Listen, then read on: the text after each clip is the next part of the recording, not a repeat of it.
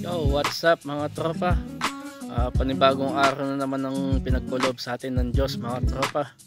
At sa araw na to ay nandito tayo sa unang bahay ng ating pinaghatiran ng sulat at kanilang mga parcel. At ito nga pala yung kaisa-isang bahay na nandito sa ituktok ng bundok.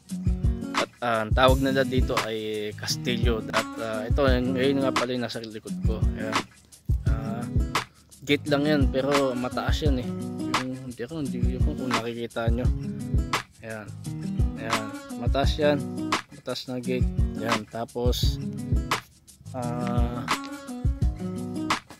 Di ka na makikita yung bahay dito mga tropa kasi nga dahil summer ngayon kaya namumukadkad yung mga puno ngayon. At ito nga mga tropa, nandito tayo sa isang lugar kung saan makikita mo yung buong view ng city. Ipapakita ko muna sa inyo mga tropa. Yan mga tropa, kung napapansin nyo mga tropa, yan, i-zoom natin yan. Yan. Ang ganda dito, ganda sa view na to. Kita mo yung nasa talaga sa ibaba niya. Ganda dito.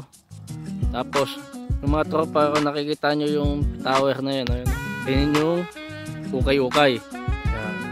Ganda dito.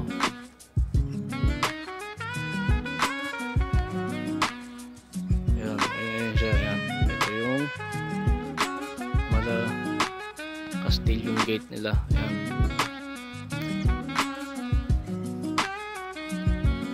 Hindi natin makikita yung mismong bahay kasi na siya ng puno. At pagka nag-winter na, babalik tayo dito. Sigurado maganda din dito, maganda din yung view na to dahil puro snow naman. Ayan, puro yelo, mag-yelo naman tong kabundukan na to. Ayan, makikita natin yan. Kaya pagka winter, abangan natin mga tropa. Babalik tayo dito. At makikita na natin yung itsura ng bahay na to. Ayan. Ayan. Ang ganda ng bahay na to. Malawak yung verde niya. Pero syempre walang gaganda dito sa tropa natin, si Bumblebee. Ayan. Siya, paano mga tropa? Mamaya na lang ulit at tayo magdi-deliver na muna ng mga sulat at parcel. Kasi masyadong madami ito ngayon eh. Kasi natambakan tayo ng mga sulat at parcel.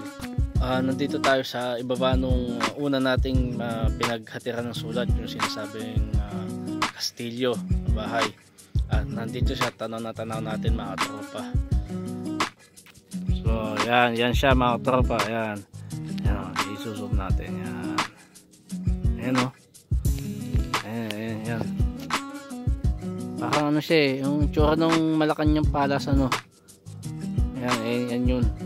Ayan yung saan tayo unang naghatid ng sulat. Yung sulat nila tsaka mga parcel nila. Ayan. Talagang sasadyain mo tong bahay na to kasi nag-iisang bahay lang talaga siya sa taas ng bundok. Ayan o. Ayan.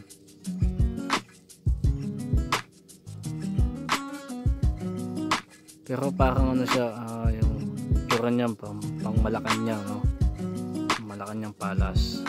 Palasyo. Ayan. Ang ganda yung baba ng kanyang bahay, natatanaw.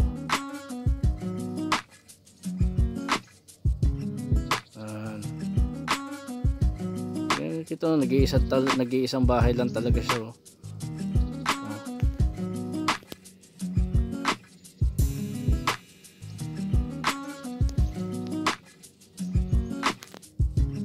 At babalik tayo dito pagdating ng winter. Ayan.